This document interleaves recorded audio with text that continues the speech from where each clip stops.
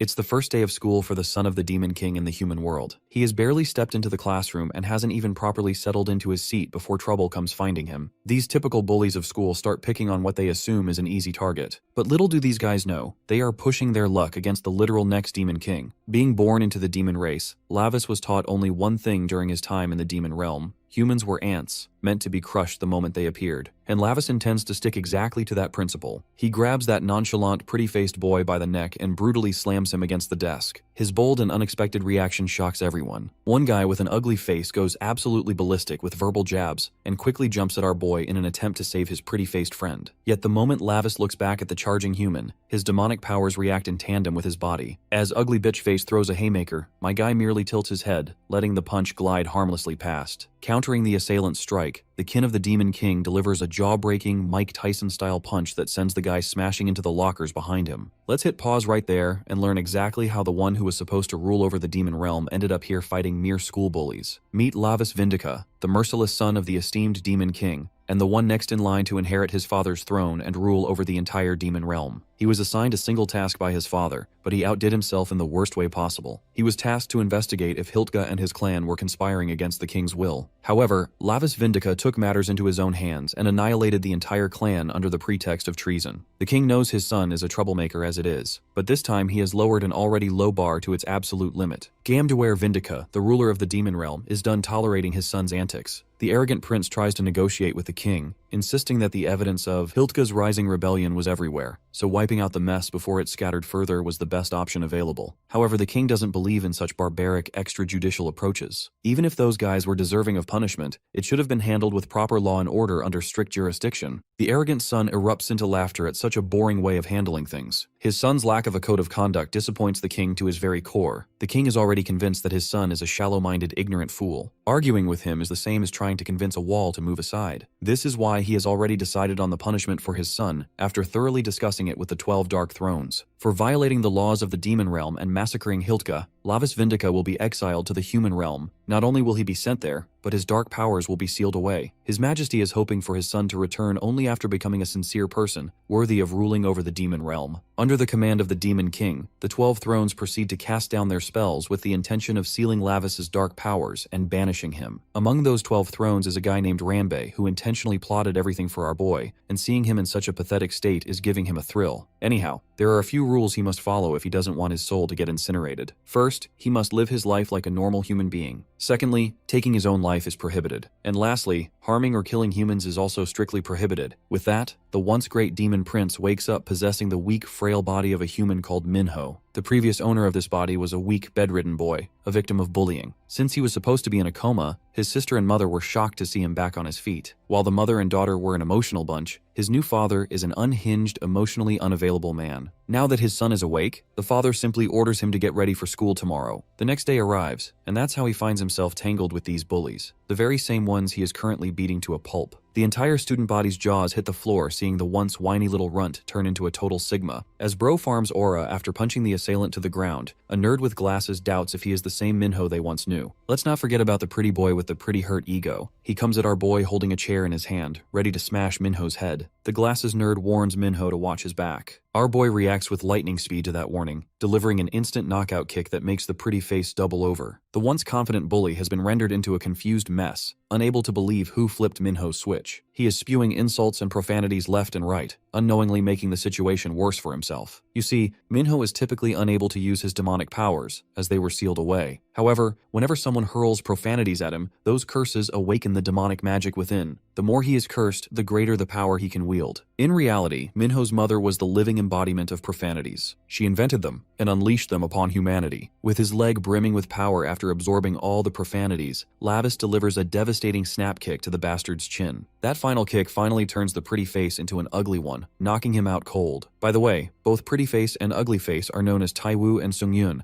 and the entire class is in disbelief witnessing such an unprecedented sight. Meanwhile, our boy reflects on his current situation. He has finally cracked the code. He has found the way to live an entertaining life while upholding his father's conditions. With the grin of a pure devil, Bro wholeheartedly invites anyone who loves to hate him. He wants them to hate him and spell out all the juicy profanities he desperately craves. The entire class is wondering why Minho is talking cracked all of a sudden. The nerd in the glasses also begins considering the fact that Minho was hiding his Minho's real strength all along. While the entire class stands still, it's the nerd who approaches the hero, inquiring if he is alright. Recalling that this nerd had helped him earlier, Lavis decides the nerd is the best contender to become his lackey, so he firmly reciprocates by admitting that he is fine. A while later, the nerd is bombarding him with all sorts of questions about his recent strength buff. He even jokingly entertains the possibility that Minho is a reincarnation from another world. Hearing this, Lavis gets worried, wondering if the kid has found out his secret. The kid continues to ramble on, asking him what kind of life he lived in his previous world. Perhaps he was living in a martial arts world, or maybe it was a game world. Fearing that this nerd might have actually cracked the code, Lavis decides to nip it in the bud before more people learn about his secret. However, before he does anything, we are dragged into a flashback. One of his close friends once warned him against killing humans. Killing humans means soul annihilation for demons. The meek demon understands the implication, but he clearly remembers teacher Cynthia's lesson. She had advised them to crush humans on sight. His friend warns him that she only released that statement ironically. You see, demons are the gods who preside over death. Even though humans are foolish creatures always trying to kill each other, demons still don't hold the authority to harm them. And he has already stated the consequences. Back then, Lavis had thought there was no need to stress about it since he was never going to visit the human realm anyway. But in the present, Lavis finds himself in a deadlock, having no clue how to shut this nerd's trap without strangling him to death. But it looks like he doesn't need to. The nerd admits that what he is talking about is totally absurd fantasy, though he does feel desperate, claiming he wants to live in another world too. Lavis realizes that this nerd's words are genius since he is reeking of desperation. As the nerd continues to ramble on, Lavis is relieved that the kid is oblivious to his origin as a demon. Out of the blue, the nerd throws out a sincere compliment for grinding those two goons to a pulp. Getting praised by a mere human definitely crawls under our demon's skin. Just like curses are a sweet lullaby to him, compliments coming from humans feel disgusting. Night descends, and we find our boy reflecting on his situation. Even though a demon stuck within a human body shouldn't be possessing any kind of magical abilities, his magical powers are clearly reacting. Since he doesn't have any validating answer to his situation, he takes this opportunity to gloat about his title as Lavis Vindica, the undefeated kin of the Demon King. However, that very demon prince begins to twitch in pain and eventually collapses on his bed. His entire body is aching due to the fact that this vessel is having a hard time engaging with his magic. The poor guy spends almost half of his night in agonizing pain before eventually falling asleep. The next day, in the evening, both the nerd and the demon prince are walking back home. The nerd is busy rattling out his gratitude to his friend. You see, there hasn't been a single day in the past when they weren't bullied, but everything has changed since yesterday. Lavis doesn't think gratitude is necessary, especially since those guys were asking for death anyway, a statement that startles his nerd friend. Suddenly, Minho is called from behind. When our boy looks back in response to the voice, he finds a bunch of frustrated bullies. The guy leading the pack is actually the brother of Sung Hyun, one of the kids Minho beat to death's door 2 days ago. They are annoyed because they took a fraction of the fees to ensure Minho's protection, yet he dares to bite back like a dog instead of returning the favor. While the nerd is trembling in apprehension, my guy lights up like a messed up kid in a candy store, wanting more insults hurled at him. Even the nerd thinks what kind of masochist dim-witted friend he ended up making. The leader of the goons grins as he strictly asks his victim to follow him. The maniac is more than happy to comply so long as he gets verbally dog-walked. At the secluded construction site, every goon is present, including Sung-Yun himself. His brother is unhappy seeing his sibling get his ass handed to him by this lowly runt. Now turning to the very runt, the big shot boldly stares into Minho's eyes, wondering how they should settle this. He is definitely not letting him walk away without consequences. After all, Minho has messed with his brother, and he must be taught a lesson. He questions this fucked up kid if his mother didn't teach him manners. Perhaps his mother is just as fucked up as him for teaching him to beat nice kids like his brother. Well, Minho doesn't hesitate before affirming his mother did in fact teach him exactly what this jackass is saying. Of course, even though our demon was speaking with all honesty, his brazen response and the sly grin plastered across his face served to tick the bully off. The arrogant fool proceeds to explode with a crisp slap. My guy, on the other hand, is thoroughly thrilled to have his mother insulted. It was just music to his ears. Those insults invoke the demonic powers he needs for the moment, which helps him grab the overpowering hand of this bastard. With a tight grip on one hand, Lavis balls up his fist with the other and delivers a solid uppercut to his opponent's face, then follows up with a relentless barrage of punches. He continues to pummel the hell out of the bastard. This unexpected turn of events leaves the other goons in a frenzy, standing on the sidelines doing absolutely nothing other than cursing. Their pummeled bitch boss orders these pussies to step up and take on this guy. Minho takes his stance, ready to utilize the power of slurs and take down the entire horde of hyenas. He begins kicking and punching everyone coming his way one by one, taking them down instantly. The poor nerd standing over there has no clue what kind of Hollywood shit this is. The screams of Minho's victims echo through the construction site for a while, but they soon stop when there is literally only one man left standing in the arena, which is our boy, of course. Getting to experience violence and curses makes Minho feel delightful, to the point that he feels grateful for his uncle as well as his mother. You see, his uncle was the one who introduced violence among humans, while his mother is the inventor of curses. Given how refreshing the taste of violence feels, he is grateful to his uncle. Let's not forget about the nerd, who is definitely going to rethink his life decisions once he gets back home. It looks like the nerd isn't the only spectator watching our boy. There is a possessed rat watching over Minho with purpose. Turns out, it's his very uncle our boy is currently feeling grateful for. The uncle is glad watching his nephew enjoy the little gift he bestowed upon this human world. Ranbei, the one who orchestrated this plan to expel the demon prince into the human world, is also there.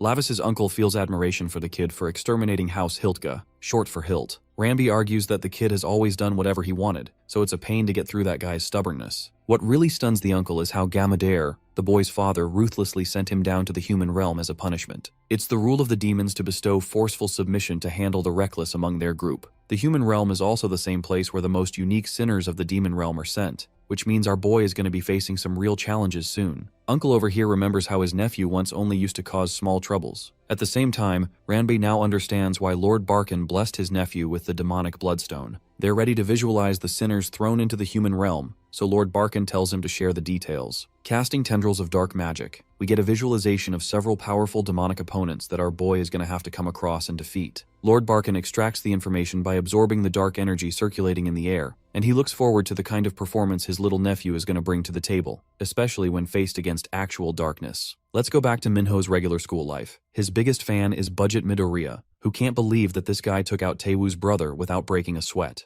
Hilariously, Minho eats some spicy-ass noodles and tears up from the pain, but pretends as if this was just sweat rolling down his eyes. His friend even advised him to choose a beginner flavor, but our stubborn demon protagonist is not a bitch, so he picked the spiciest hell flavor. Suddenly, his buddy's phone rings, but the kid is hesitant to pick it up. Suddenly, he tells Minho that it's an urgent call and that he has to leave early without him. Watching him leave so suddenly like that draws a stare from our boy. We find ourselves at the next scene where a woman is wrapping up her latest artwork. Her canvas is a human who refused to pay his debts, so the goth mommy carved some symbols on his head. At this time, one of Jaehee's men brings over Cyan, who is trembling in fear. She taunts him for arriving so late and quickly gets him opening his eyes to look at her creation. Cyan is disgusted and terrified. The symbols mean thief, and because this dude refused to pay her debts, she punished him properly. Jaehee wonders if this is the fate that little Cyan also wants, since they have a personal promise too. Frightened, the boy is barely holding it together as he reasons that things have been interrupting his progress. Bitch slapping him on the face, Jaehee expresses annoyance at his inability to follow orders. To punish him properly, she is delighted to carve some words on his hand, or even his back. Cyan begs for mercy, so she offers him a final chance to make things right,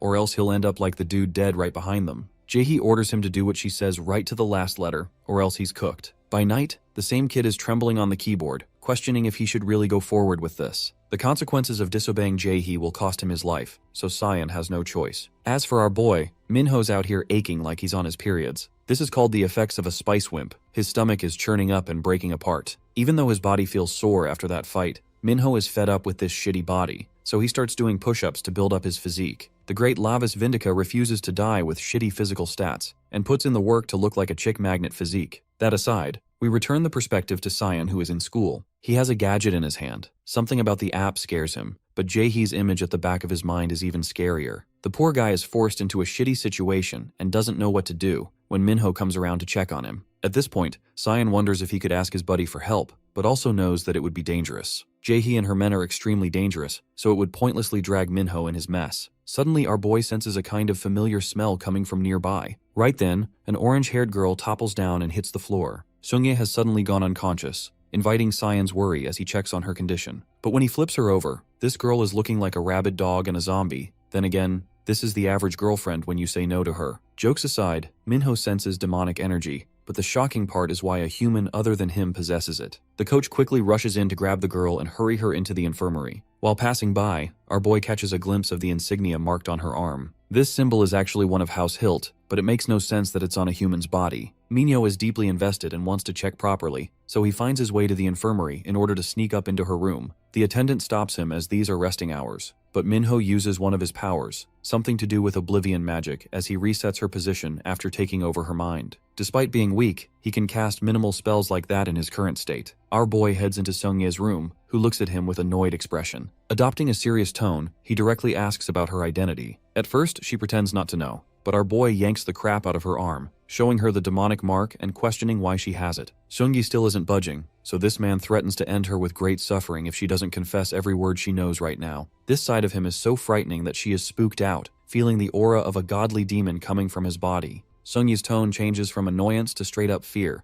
as she starts revealing her connection to Jae-hee, how he needed Seungye to receive the tattoo if she needed to join the group. Our boy senses the scent coming off of this woman, and it's not because of her double beef roast sandwich, it's because of the familiar scent of demons. In the demon realm, we get a flashback sequence of the time when our boy was a kid. Ranby didn't want to explore this area, but the stubborn ragebaiter called him a pussy for it. Bro had to follow Lavis in the end because he was afraid of what would happen to him if he went alone. Ranby really couldn't tell what the goal was, and decided to indulge on a story involving those who possess transcendent eyes. The demons who do end up losing their sight one of two ways, either because their vision is too clear, or their eyes degenerate and become useless. In a shady location like this one, Ranby felt on edge, but Lavis was cautious as they were about to arrive. They watched from afar, a deceased body with a flower blooming on its palm. Ignoring all danger, Lavis got even closer to the flowers, while Ranby identified the deceased person to be Jeremy Hilt. But the strange question is why this body had flowers growing all over it. Recklessly, Lavis extracted one, only for bloody vines to come out from the roots as well. It was a shitty smell while Ranby identified this unique plant to be the gnawing flower. Minho is confident that Seungye is giving the same scent as the gnawing flower right now, while she begs him to spare his life. Watching from outside, Lavis' every action is being observed by Ranbei and his uncle. In the next scene, our boy heads straight up to Jae-hee's tattoo shop.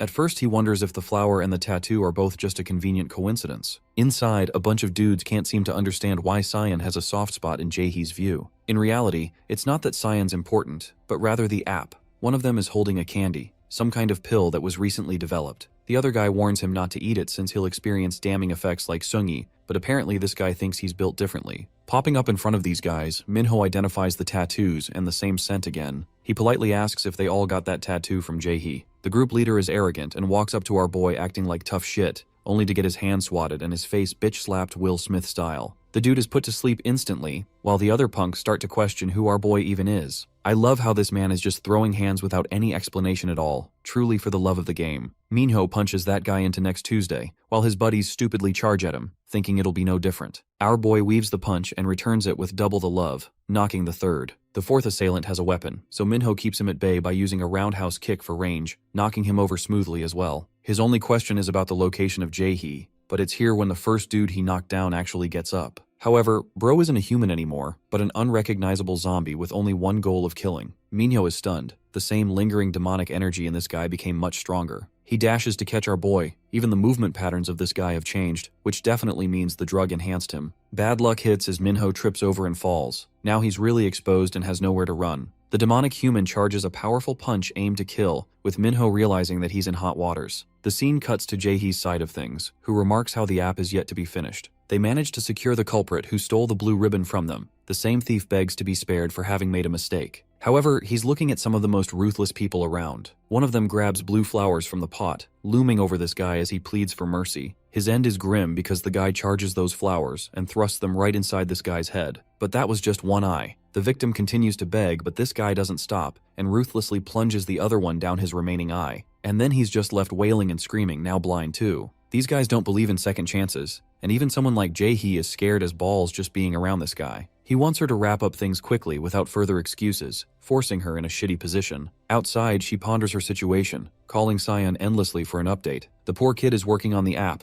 and musters enough courage to check his phone. In a plot twist, it's actually our boy who called him after beating up all the guys here. Minho gets straight to the bottom of it and asks Cyan about his connection with Jae-hee. Our boy knows that Four Eyes have been talking to Jae-hee, which stuns Cyan, while Minho asks him about her location. Cyan doesn't get what's going on, but Minho assures him that he's on a personal business, so he wants to find her. She's usually at the tattoo shop, but apparently isn't here right now. Suddenly, our boy finds a lingering little creature nearby, but Cyan begs him to stop here and don't get further involved until he gets there. The call drops as the cat from earlier tries to act normal, but Minho's already caught on and goes up to the kitty, grabbing the little thing and forcing it to look at him. He knows that this cat can understand his language, and one look of death is enough to get a confession out of the furball. He's already been watching the creature turn from a rat to a bat and now a cat. Minho can't figure out what this thing is, until he learns that she's a watcher from the demon realm to look over him. Her job is to watch prisoners without being noticed, which is the reason she's been hovering around Lavis too. The watcher's energy is negligible to the point our boy wonders if she's really a demon. He also criticizes her for standing out far too easily. Even now the stupid cat was standing on its feet. Minho believes it's pointless to talk to this thing any further. What he's really interested in is the voice that commands the creature, addressing him directly. It's actually Rambe, who is stunned that Lavis made some quick progress. Minho taunts him for using another shitty trick and inquires about his goals. His old friend plays it simple and doesn't share a thing. Annoyed, Minho asks a question that's bothering him, inquiring if it's common for prisoners to use magic in the human dimension. Rambe emphasizes that there are certain exceptions, and that he'll understand soon enough. The next subject of interest is the gnawing flower. Minho explains its intense scent, the same one that they experienced back then. The same flower that is supposed to be forbidden in their realm is somehow available in the human realm. Rambe figures that House Hilt's demonic beasts are spreading all over the world, to the point even admins of the demon realm have gotten aware. Everything leading back to the involvement of House Hilt annoys the crap out of Minho, who figures that some of its members exist in the human world. Rambe laughs, highlighting that the human realm isn't the innocent place it used to be. It's a land of endless manipulation. Rambe wants him to take care of everything during his stay, but his words are vague, confusing Minho as he fathoms what he's supposed to take care of in the first place. The Watcher's consciousness returns as Rambe cuts off the call, much to our boy's annoyance. In the next scene, we have Jae-hee pissed off that Sion refused to pick up his calls even after she rang him 1,000 times. Adopting a second approach, she calls Seong-jun instead, and orders him to return to the office and chase down Sion at once. Back to Minho, he wants to extract some information about the human world from the Watcher. Her information is usually updated, and her tracking abilities are excellent. However, he directly orders her to return to her real form immediately, or else he'll force his hands. Frightened, the cute cat clasps her hands together and manifests into a cute blue-haired demon. Despite that flashy entrance, Minho is really disappointed with how weak she is. He asks her name, knowing Rambe assigned her for a reason. Turns out the Watcher doesn't even have a name, so our boy gives her Street as her new identity from now on. It's fitting because he picked her up like a stray. The name sounds mocking, but she's delighted to finally have someone name her like that. Minho then demands that she spill every last piece of information she has about the human realm. While this is happening, Sion is racing as fast as he can to find Minho, thinking that his buddy is in real danger. The poor kid is reminded of the time he won the App Challenge award, only to get confronted by Jae-hee and her men, the ones who laughed at him for winning a mere 500 for first place. She pitied him and kidnapped him that day, stealing his joy and replacing it with fear. Jae-hee's boss told the kid to relax as they're here on business terms. After all, he was happy to lend the kid 50 million won in cash as long as Sion surrendered his app to them. Sion rejected the attractive offer, sharing that he never intended to make money from the app. The boss wasn't looking for this answer, and that day began with Sion's forced slavery under Jae-hee's control. He wards off the scary thoughts to find his buddy, when suddenly, Bro bumps into a tall dude and realizes he's cooked. These guys were looking for Four Eyes too,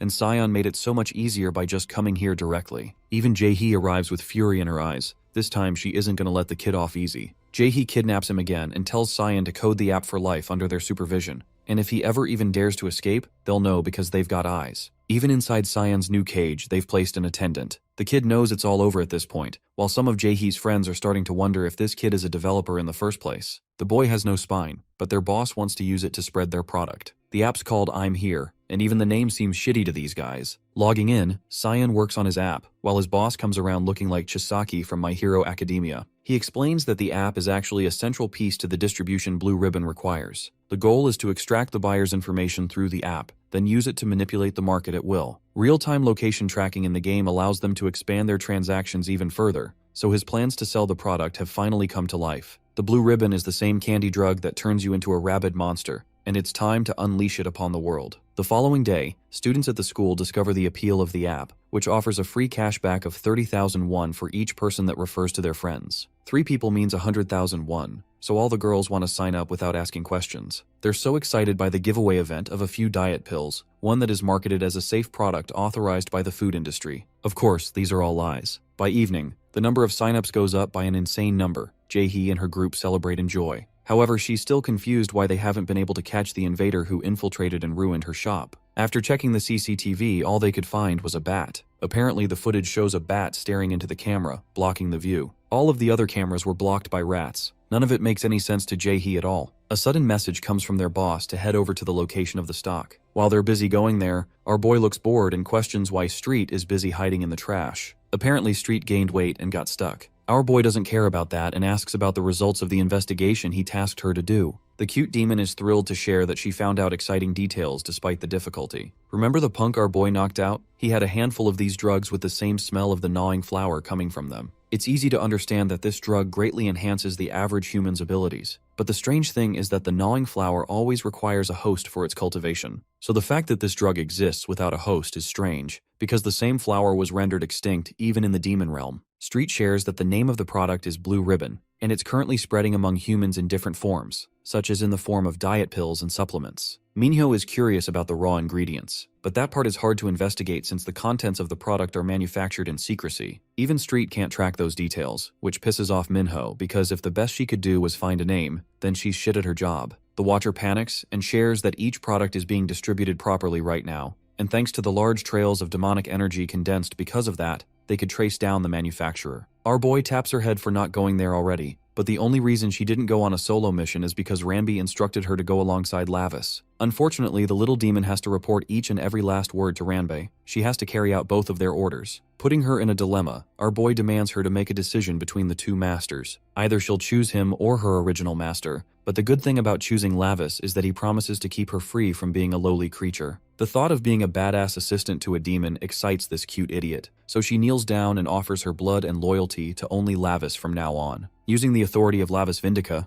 our boy accepts her as his official and exclusive subordinate. This basically forces Ranbei's connection with her to sever and flee away. Now that there aren't any distractions, it's time to head over to the place where the blue ribbon is gathered. By night, they arrive at the location where the most amount of demonic energy is concentrated. Minho is interested in opening one box and checking the contents, but there are dozens of chains blocking each one. Using straight hands, Mike Tyson Jr. slams the chains with a punch so hard that they're done in a single hit. With the container now open, a pungent smell escapes and disgusts both demons. Sinister demonic energy is seeping out, while Street and Minho can barely stand in place. These were the effects of the drug. We get another flashback sequence where Uncle Raken is training his little nephew in the art of combat. Bro was beating the crap out of the kid, refusing to allow him to remain a weakling. A definitive punch from the boy's uncle ended up destroying his very arms, sending the kid straight across the cliff. Lavis fell to his doom, cursing at his stupid uncle who laughed, before descending alongside him. Lavis hit the ground with a heavy crash, while his uncle wondered if the kid was already dead. Suddenly, both their eyes are drawn to the sight of a gnawing flower field, one filled with the corpses of its victims. The young Lavis watched a scene he would never forget. It was like seeing light and darkness divide the other. Beings that couldn't exist together lashed out, and between them, new entities began to sprout. In the era of the cavemen for humanity, the first flower blossomed in the human realm. They all watched its unique ability to drain demons and any beings that came in contact with it. The flower represented doom and destruction for any realm. Uncle Raken and his nephew watched as the field was incinerated altogether. The very reason that they burned it together is why our boy is so confused right now. The Watcher explains that the great demon king Gamudere, the boy's father, eradicated every last one of the flowers from the realm. So both of them are confused how a large number of them were gathered like this in the human realm. Minho suddenly adds that the gnawing flower actually came from the human realm. This is the one realm where both light and shadow blend together, the only place that allows coexistence. From human history, it is gathered that humans were made nearly extinct thousands of years ago. The very fact that the flower exists in both realms at the same time implies that some mastermind is behind all of this. Street is about to add something when suddenly, a person flashes a light on them. Jae-hee and her men have arrived to confront the intruders, who pity the kids for walking into a death trap. While Jae-hee's group thinks this is the same guy who came to trash her shop, Street explains that she's the person they're looking for. Jae-hee mouths her frustration for our boy to come around barging in and wrecking her place. She doesn't even know how he got there. Minho keeps it straight to the point and asks if she's responsible for managing everything. She doesn't like his attitude but confirms that she is, allowing Minho to inquire what kind of materials she's using for the product. Jae-hee scoffs at his audacity to shove his nose into their business secrets, and though our boy doesn't really care much about the product, he also thinks it's dangerous to leave them be. Jae-hee reaches for her pockets for the drug, reminding her men to get serious this time as another failure will earn them Young Moo's wrath. The baddie hands them loads of blue ribbons to eat, and these clowns are ecstatic to receive the precious gift too. Jae-hee tells them to shut up and quickly start munching it down, so the four lunatics quickly unwrap and swallow the pill. Knowing the fight's gonna get ugly, Our boy instructs Street to hide as she'll only become a distraction during the battle. As for Jaehee's men, they've evolved to become monstrous and berserk, while she gestures to them to crush their target. All four propel with great speed, charging at Minho, who savagely calls them a bunch of intoxicated and arrogant fools. Using his bloodstone eye, he assures them he can take them all down with his miasma. Minho engages with the first target, punching him, and then he kicks the other guy just behind. Bro is moving like Kakashi with his Sharingan as he lasers down a third punch. This time it's a crazy uppercut. Having taken down 3, he leaves his back exposed and gets tackled from behind. Minho falls on the ground, exposed to harm. The same guy tries to drive his knee up his face, but our boy quickly catches it before getting hit. Watching him getting overwhelmed worries his assistant and brings joy to Jaehee's face. The 3 zombies demonically lunge forth, attacking Minho from every single direction. Because they're attacking all at once, it's difficult to fight back. These guys are way stronger than the other ones he fought with the blue ribbon. This is because they overdosed on the drug, accessing even greater power. Adjusting accordingly, our boy turns around for a different strategy. He quickly goes up to grab one of the boxes where the product is stored, and shoves his hand to grab a sachet. Minho then crushes that same box and throws it right up in their faces. The overflowing scent of the drug overwhelmed the affected men, and its smell is despised by even our boy, who is being overwhelmed by his own miasma power because of the scent. While they're still staggered, Minho grabs one guy's face and slams it straight into the ground, Sung Jinwoo style. To finish him for good, Bro lands a second hit, smashing the guy's face in. One of the others tries to kick him, but our boy evades with finesse before grabbing this guy's kick and flipping him to the ground as well. Pulling out all the stops, the berserk Minho jams his foot on this guy's ankle, shattering his leg. Another dude pulls up in an effort to tackle him again, only to get backhand slapped like Nero did to Dante in Devil May Cry 5. Minho goes on to grab the big guy's toppling body and literally gives this fucker a suplex. Absolute cinema, smash that like button if you felt chills like me. Jaehee watches in horror, unable to believe how this guy monstrously took down all of the enhanced humans together. Just looking at him gives her the fear of literal death, as a demonic aura exudes out of Minho's body,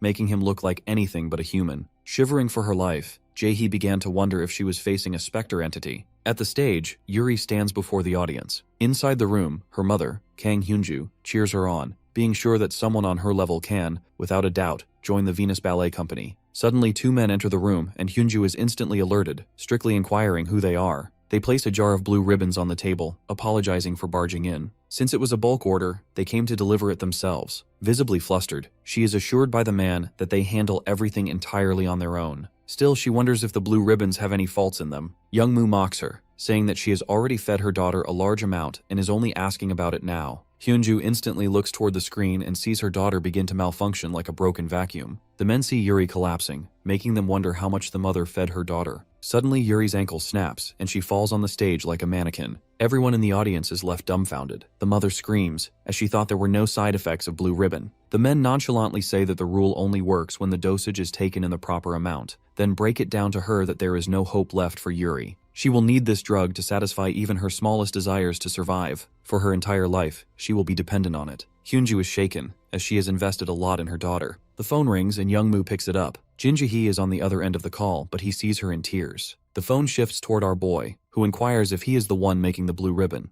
Youngmoo is shocked, and Minho orders him to come and see him, cutting the call. Youngmoo gets up, taking his leave from Hyunju, as he has to leave as soon as he can. On the other hand, the blue-haired girl asks our boy why people even do drugs. The answer is plain. Because of people's stupidity and arrogance, they lean toward drugs, being certain that they would never get dependent on them. Since their lives have almost nothing to cling to, they choose drugs to make their lives feel more purposeful. Then, the girl points toward the thugs, with Youngmoo being the lead. Instantly, he asks why Minho wanted to see him. Our guy brushes it off, saying that it wasn't him he wanted to see. He just wanted to inquire about the drugs, calling him a mere human. Hearing those words, Youngmoo is drawn into a flashback of when he was living in the slums with his father. Youngmoo is trying to wake up his father for more drugs, but as he pushes him over, he realizes his father has passed away. His father's entire life revolved around drugs, and his death did too. But his death doesn't make Youngmoo sad. Instead, he becomes frustrated as he faces drug withdrawals. He begins to kick his father's body, unable to figure out a way to get more drugs. Suddenly, his father's eyes begin to glow, making Youngmoo wonder if his father is dead or alive. But a spirit rises from beneath his father instead, inquiring if he is sad about his dad's passing.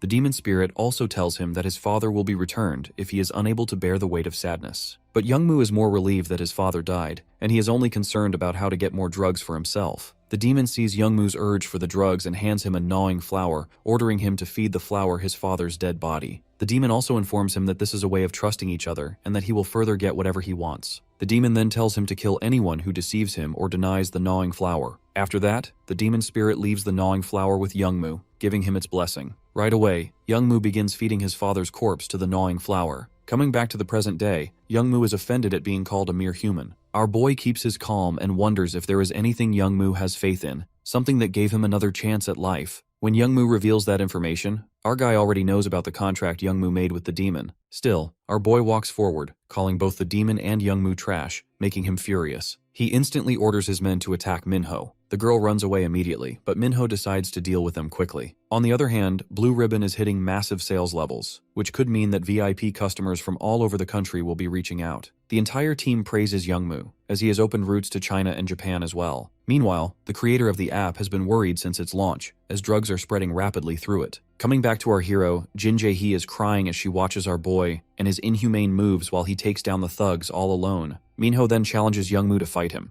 Youngmu remembers what the spirit told him, to kill anyone who denies the gnawing flower or deceives him. He pulls out 3 blue ribbons and swallows them while hailing his lord, Bauer Hilt. Thus, he takes the orders from his demon lord Bauer Hilt. Right before the guy steps forward to hit Minho, Jin Jae-hee yells out to him that the hero doesn't seem to be an ordinary high schooler. Rather, he looks like one of those guys with whom Youngmu made the new drug. The mention of the new drug getting linked to him catches our boy by surprise, and the purple-haired guy takes advantage of it by swinging a punch at Minho. However, just a moment earlier, the hero senses it and yanks the boy's arm away. Without wasting a second, the redhead bastard throws a barrage of punches at his opponent, leaving our boy shocked by his crazy speed. Similarly, Youngmu is also surprised at his strength, so he asks our boy if he has also received the blessing from his god, as he wants his lord to be only his. This is when Minho understands the reason behind the gnawing flower and the filthy smell coming from Youngmu, and asks if the god he believes in is Bauer Hilt. Upon hearing his lord's name, Youngmu gets angrier, whereas our boy mocks him for believing in that pathetic demon out of all as if he has got nothing else to believe in. This remark angers the guy even more, and he yells at Minho for insulting his god, the one who took pity on him. Testing his limits, the hero mocks Youngmu and Bauer Hilt once more by saying how pitiful and wretched that demon would have been to come to this guy while he was on a run and hiding out. This is the point where Youngmu reaches the peak of his anger and showers our boy with numerous punches with his swift speed while yelling at him to dare talk about his lord like he's trash. While defending himself against Youngmu's powerful attacks, Minho thinks about how Bauer Hilt has made a name for himself. He recalls his fight against that demon when he slaughtered all of Bauer's men, but Bauer managed to escape from there cowardly. The hero can't take how that lonely coward is getting treated like royalty here. Thus, he asks Youngmu about where his lord is hiding. When our boy still doesn't stop insulting Bauer, he releases a strong stench from his body as he uses more power to kill the hero. He grabs Minho by his hair and continues to punch him brutally, while claiming that both Blue Ribbon and Bauer Hilt are only his. This makes the protagonist realize that Youngmu has lost his mind to the demonic energy and will actually kill him now. On the other hand, Street is scared to see Minho get beaten like that since he's in a human body. Had he been in the demon realm, he could easily use his abilities. In the demon realm, Vanbei watches Youngmu losing his control and says how the test subject for the gnawing flower has completely fused. He can tell how Minho isn't able to suppress him due to being in a human body without any demonic bloodstone. When he says how Lavis's soul might be destroyed forever, the other sly demon beside him asks Vanbei if he knows what Lavis hates the most. Upon joking about how Lavis has a nasty enough temper to hate everything, his uncle reveals that it's the filth that our boy hates the most, as he has mysophobia, the fear of dirty things. Just like that, the hero grabs Youngmu's punch as he can't take the dirty smell anymore, and he throws the boy away. Minho feels as if he's regained his old strength. With that said, he uses his great energy and bolts towards the boy to end the fight and the stench quickly. As soon as our boy swings one punch at Youngmu, he can't believe how a human can possess this much power. When the demon within Minho hears himself being called a human, he punches the boy so hard that he flies back with a broken nose. Shocked by the protagonist's strength, Youngmu asks him what he is, but since Minho is getting crazy from the boy's smell, he strikes another punch at the boy. Even Vanbei can't comprehend the sudden energy surge within Minho, so the other demon explains how the hero must have gotten a headache from the smell, as he can't stand filth. Thus, his myophobia led him to an awakening, allowing him to use a portion of his original power. Vanbei is surprised to know this since even with the Bloodstone, it's impossible for a sinner's body to fully use the power of the demon realm. At this statement, the other demon proudly states that Lavis isn't an ordinary guy. Rather, Lavis takes after him. After launching a punch, Minho tells Youngmu to consider himself lucky that he cannot murder anyone with this body. However, the boy can't accept that he, who received Bauer's blessing, can just get defeated. Therefore, he tries to pop in more blue ribbon. In order to not let him die, the hero tells him to stop and lands such a powerful punch at the boy that he ends up with a broken jaw with his head buried in the wall. At last, Minho covers his nose when the stench begins to fade. Cyan stares at the data from his app. He realizes that it is not what he wanted to accomplish from this app. People confined in the close walls of a prestigious school, every day pretending to like someone or hate someone, or pretending to be close to someone. He wanted these people to find genuine relationships, where they find each other without any falseness. But his beloved app is used to distribute drugs. Cyan lets out a breath and quickly works his way on the computer. The people outside notice the changes in their apps, thinking if it's an error or a virus. Cyan hears the murmurs from outside and quickly locks the door from inside and presses buttons to delete the app. The thugs understand what's happening and start banging on the glass window, screaming at his face to open the door or else he is in big trouble. Cyan works his way on the computer, trying to permanently delete the app. During this process, his eyes land on the tiny warning button. Suddenly, a loud crash erupts as the thugs make their way inside the room. The main guy lands a punch on his face, asking if he's in his right mind because what he's doing doesn't make sense. Another checks the loading tab, understanding what Cyan is trying to do. The kid is trying to delete the app, and if Youngmu finds out about it, they are screwed. Finding some backbone, Cyan stands up, injuring the main guy, and runs for the fire extinguisher, declaring that it's his app to destroy. The thugs start coughing due to the smoke. Cyan checks the loading tab, noticing that the process is almost done. Suddenly, one of the bastards pins the kid to the ground. He screams at his goons, telling someone to tie Cyan up as he strangles him, trying to choke him. Cyan's eyes start watering, realizing that this is what he was capable of doing in the end. A head appears behind the smoke. Then a second later, a red glowing eye on the head makes its way through. Minho asks the thug what he's doing with his servant and lands a punch on his face. After pummeling the first guy, he proceeds to devastate the other bastards too. He declares that they are fools to think they can lay a hand on his one and only attendant, because even if he dies, he will never let anyone touch what is his. Cyan sits up coughing. He remembers something buried deep down, the day he showed Minho the app he was building. He had told him the purpose behind it and also showed the icon he designed just for him. Minho was taken by the bullies once again. He didn't know where he was, how he was. Cyan had taken notes that time to finally do something about it. So he made an alert button that could show the location of the other person, so the friends like him could stay together and protected. He had promised to never let anyone hurt Minho again. The old Minho thanked him for showing consideration, promising that he would be the first to download the app. The current Minho shows him the glowing warning button, asking if he sent that on purpose. Cyan lets the tears fall, thanking him for getting and understanding his signal. They walk outside the building as Strit handles Jae-hee. Within a second, Jae-hee lets go and runs away from them. Minho tells the demon follower that it's okay because the gnawing flowers they possessed have vanished already. On the side, Yeonju alerts the fire department for the fire, noticing the dark energy erupting from Myunggu, who lays unconscious by the tree. Back in the alley, Cyan notices the demon girl who keeps following Minho. Meanwhile, our boy is lost in his own thoughts, realizing that the bastard Ranbei and his uncle are using him. Back at home, Cyan is concerned for Minho's condition, urging him to at least go to the hospital. But our boy's a tank and doesn't need to be patched up. Four Eyes is really happy that his buddy came, even though he just tapped the SOS just on a whim. Basically, bro thinks he came because of the signal, but in reality, this dude just happened to walk by. Minho's assistant shuts him up, whispering that it's unwise to call it a coincidence. Let's actually run that back to see what happened. Minho was taking Jae-hee to her hideout. Frustrated, she thought that he was only going this far because midget Mark Zingerberger was his friend. The hilarious part is that Minho didn't even know Cyan was captured by Jae-hee's group, but with this, he now understood why Cyan didn't come to school. Jae-hee was baffled, not knowing why this dude was going to such limits if he didn't even prioritize saving Cyan. It was at that time he saw the SOS signal ringing. Back to the present, Street doesn't want her master to call it a coincidence, as it would be a terrible move for his relationship with his friend. After all, Minho is going to be stuck here for a while, so he needs to make friends. The kid even views him as a role model, blessed that he came to save him. Cyan speaks up and questions who this blue-haired girl is. Minho reveals that she's just a subordinate, which surprises his friend. Intrigued, Cyan decides to ask Minho a question, based on the fact that he changed so suddenly and now even has a weird friend. Deep down, Cyan actually fears the worst, that his friend over here is under the influence of some terrible organization. He doesn't want Minho to surround himself with dangerous people. Meanwhile, our boy understands that he can't make excuses for his attendant forever. So he actually agrees with Cyan's assessment, and straight up drops the banger that he's the son of the great demon king. All of those big words flew right over this kid's head. He couldn't even understand, struggling to comprehend what he just heard, when suddenly he is startled by a cat resting on his lap. Tired of explaining, our boy leaves the talking to his attendant, and that's how the cat began to talk, scaring the ever-living crap out of the poor student. With so much stuff to handle, Cyan faints in shock. Meanwhile, Budget Chisaki's humiliation session ended, and now he's regretting not being able to kill his target sooner. A figure walks up to the car where he was held, and immediately dismantled one of the police officers, putting him to sleep. He pitied Young Moo's condition, who exploded in front of his master for failing because of his mistake. Lord Bauer doesn't even listen to him, and intends to take him someplace else for a proper conversation. While this was happening, surrounding police officers subsequently heard reports about the complete takedown of the distributors. The bigger concern was that the drugs they found were even approved by the Drug Administration authorities. The fact that a business was trying to spread dangerous drugs in absurd quantities to children is alarming,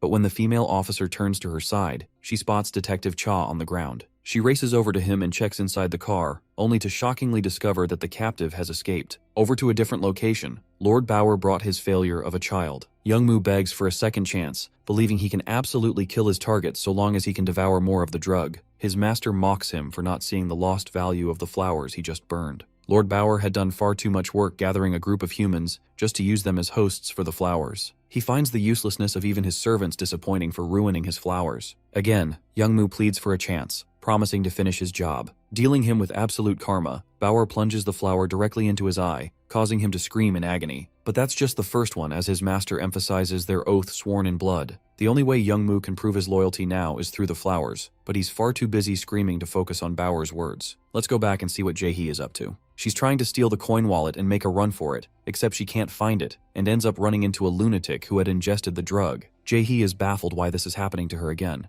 but it's only fair given that she allowed the torture of these humans. The fact that he can barely speak makes her question how much dosage he ingested. Looking to her right, she finds a usable weapon, but her arrogance is stomped in seconds when he drives a blade right to her side. Jae-hee topples in pain, unable to do anything, while the man driven to insanity only demands for more of the blue ribbon. He goes crazy in his manic episode, while Jae-hee gathers herself, realizing she got hit pretty bad. The same girl who enjoyed torturing others streams down tears, terrified that she has to meet her end like this. At that point, something starts happening to the man. Shadow demonic energy manifests Ranbi from his body, who wonders if Lavis is going to hate it even more. She doesn't know who this guy is and still begs for help, but Ranbi cruelly tells her that she should accept her fate to hell. Jae-hee is confused at the edge of her life, while he assures her he won't cast away her body. As the scene shifts, Uncle Barkin is summoned by the demon queen Aeneas. Lady Aeneas immediately complains to him for plotting pranks on her kiddo who has been sent to the human world. Lord Barkin puts on a huge smile and replies that her son is already grown up now, and she should seriously stop worrying so much. His brother then informs her that he was cautious enough to fit a blood demon stone inside Lavis's body before letting him descend. This revelation freaks the queen out even more as she starts scolding her brother non-stop. Barkin argues back, telling her to trust her child for once instead of hovering over him. Upon this, Aeneas reveals that she is actually worried about how unstable the world is right now. If the rumor were to spread that her son, the sole heir to the demon throne, is alone in the human world,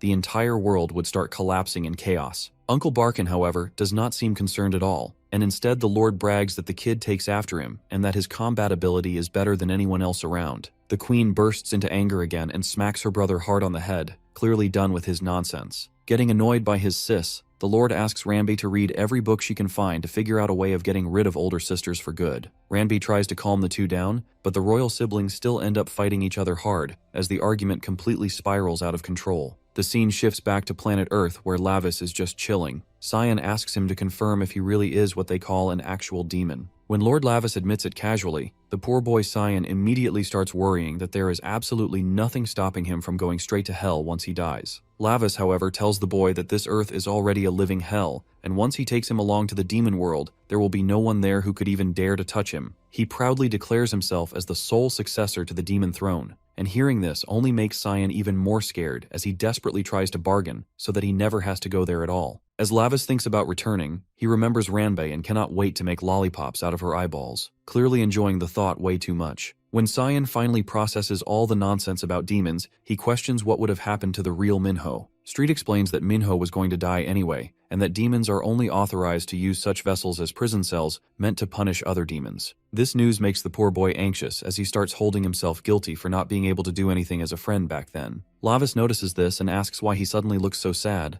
then once again brings up how he just needs to hold out for a few more decades in this world before they finally head to the demon world together. Cyan realizes that at this point, no matter what he does, he is definitely getting dragged on a trip to the demon realm. When Lavis asks Street to explain just how magnificent the demon world is, she straight up makes things up and talks about how there is the scent of blood and human flesh everywhere, which instantly sends the poor brat screaming in pure terror. The demon prince then warns his new minion that he absolutely should not let any information about him leak anywhere. While heading back to his human home, Lavis feels his entire body aching badly, and a migraine-like pain starts creeping in as he wonders if this has something to do with overusing the power of the bloodstone. As he steps inside, Manhwa surprises him with a birthday party, complete with a cake that she and their mother baked together just for him. She pulls him in for a selfie, but the demon prince could not care less about birthdays, and instead asks his sister about the bandage on her face, to which she casually bluffs that it is nothing. She claims she just got a bruise while trying to save a granny from some kids who were bullying her.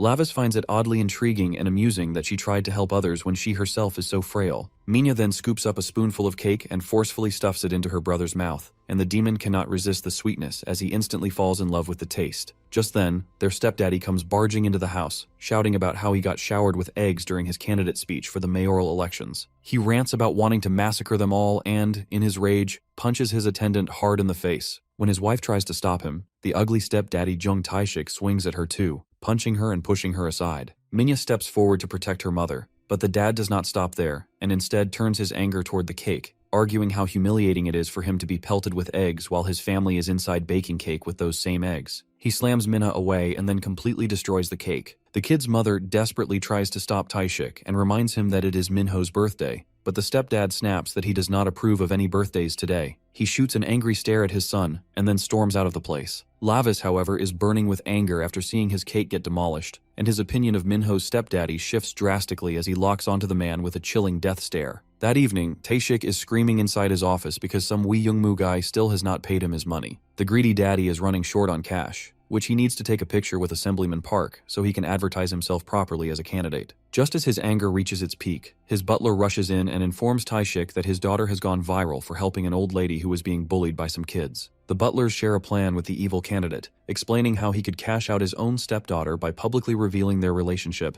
and securing guaranteed votes in the election. The ugly stepdaddy grins wide as he starts planning to use his daughter as a golden goose to feed his greedy desires. As the news about Manhwa spreads like wildfire, it even reaches the CEO of Nox, Han Yongju. Yongju calls in her daughter Uni and her son Han Soya, showing them Minhwa's face while openly praising her beauty. The former witch of greed, Mara, calmly tells her children that she has decided this girl's body will become her new vessel, since her current one is starting to look far too old. The Witch of Greed considers it her lucky day, convinced she has found a body she believes is absolutely perfect for her needs. Her children, however, do not seem very excited by the idea, and Soya reluctantly comments that Manhwa looks like a pretty doll. Meanwhile, Manhwa's father is successfully cashing in on his daughter's image as he claims the top spot in the approval ratings. He orders his butler to schedule another video of his stepdaughter to air later that night, making sure his popularity stays exactly where it is. Taishik smirks to himself, never once imagining that his good-for-nothing family could end up benefiting him this much. He directs his butler to dig up anything they can use to monetize his daughter, pushing ideas like charity appearances and public volunteering to squeeze out every possible benefit. Just then, Taishik is informed that they have been directly approached by the CEO of Nox, and hearing this only makes the greedy bastard's eyes light up even more. The story then shifts to Sion, who argues that he had no idea Minhwa's stepfather was even fighting for the mayor seat. Lavis asks him whether he actually knows Minho's family that well, and Sion explains that even though Manhwa rarely talked about his personal life,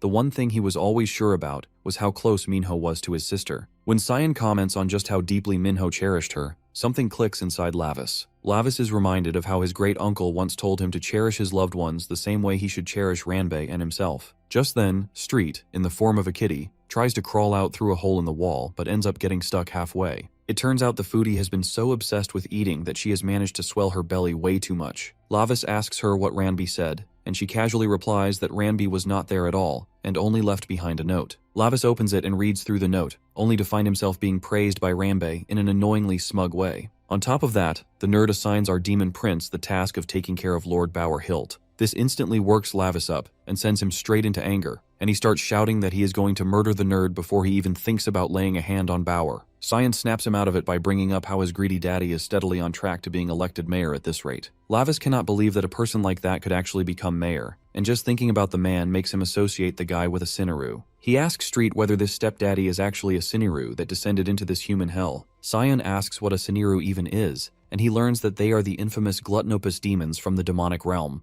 They are hated by nearly all demons because they never stop eating no matter how much they consume. Street quickly objects and says that Taishik is just a mere human after all. Our guy mocks Street in response and tells her to stop her eating spree, warning that if she keeps going like this, she might turn into a gluttonous demon herself in no time. That night, as Lavis returns home, he finds the CEO of Nox, Han Yongju, already there to recruit his sister into the Nox entertainment group Zira. She explains that she wants Minha to work under her as a dancing center for the group. Their mother objects, saying that her daughter has never wished to become a celebrity, but she is immediately cut off by Taishik for daring to speak up in front of the CEO. He apologizes on behalf of his wife, brushing it off by saying she is a bit too conservative. Yongju gently comforts their mother and assures her that proper arrangements will be made so that Minha can balance her studies alongside her activities at Nox, presenting it all as a once-in-a-lifetime opportunity. She further strengthens her argument by explaining that times have changed and that celebrities these days can easily pursue their careers while still attending the university they desire, making it sound completely reasonable and safe. As their stepdaddy is just about to sell out his daughter by signing the documents, Minha starts feeling anxious and uneasy. At that moment, the CEO notices Minho standing there and greets him as well, politely introducing herself. When Lavis does not greet her back, the big bad daddy immediately scolds him for being rude and arrogant, but he is quickly cut off by the CEO herself, who calmly says that this kind of behavior is normal for kids these days. Lavis recalls what Cyan told him about how the body's original owner used to cherish his sister deeply. The story then shifts into the Demon Prince's past, back to a time when he is having a training session with his uncle. Lord Barkin tells the kid that the world is filled with evil forces that constantly seek to overthrow the ruler, and as the successor, he must one day carry out the will of his father Gamudair, explaining how immense the responsibility is to embrace and protect one's followers. The lad sighs and argues that his own strength should be more than enough for him, but his uncle only laughs and says that a day will come when his heart will be drawn to people without him even realizing it. Barkin tells the kiddo that he will change at that point, but as a demon child who has already lived over 100 years, Lavis could not care less about such words. Back in the present, Lavis finally stands up for Minha and asks her to tell him honestly if she is being forced into this mess against her will, assuring her that he will handle everything himself. Minha hesitates for a moment, her mind flashing back to all the times her stepdaddy has treated their family horribly. She remembers the day her mother was being beaten mercilessly while trying to take the kids and run from Taishik. Her mother begged him desperately, and even Mina tried to stand up, but no matter what they said, it didn't matter at all, because they had nothing in their name to protect them. As she recalls that day, Minha finally says that she is in, but she lays out a strict condition that all the money she earns will go directly under her name. She plans to use that money to pull her family out of this mess, unaware of the full consequences that might follow. Her father sweats nervously but plays along given the circumstances. As the contract is about to be signed, her mother asks once more to make sure her daughter truly wants to do this. Minya assures her mother that she will do great and then turns to her brother, silently thanking him for standing up for her the way he did. As the scene shifts, the Nox CEO is driving back in her car, and the witch couldn't be more excited about something she has in mind. Soya comments that Minho looked a little off for some reason. The CEO witch then asks Uni what she thinks of him, and she agrees that she too senses something unusual or special about the boy. Yongju suggests that the boy could possibly be a demon realm tracker, which catches her son's attention. He asks if she wants him to eliminate Minho, but Yongju stops him from acting impulsively and firmly reminds him that Minha is their only priority for now. Nothing else matters at the moment. When the boy insists again, she explains that a certain moonless night is approaching soon, during which she plans to perform the ritual and claim the vessel, and once that is done, he is free to do whatever he wants with Minha. Just then, Uni opens her mouth to say something while addressing the CEO as Mara, but the witch instantly snaps at her, furious, reminding her never to use that name again. She boasts that soon, not even the Demon King and the 12 black seats could do anything to her. The next day, Minha arrives at Zira and is introduced as the new center for the group. A girl with 2 ponies protests, claiming she had been working so hard for this position, but gets ignored. As the CEO leaves, the ponytail girl bullies Minha and complains about her stealing the position through connections. She scratches Mina's face, making her bleed slightly, while openly challenging her to see how far her connections could take her. Soya watches this through the camera and is certain that once his mother knows about it, she will lose her temper. He immediately tells her mother that Hyun has clawed at her beautiful vessel's face. Hearing this drives the lady absolutely mad, full of rage. Meanwhile, somewhere else,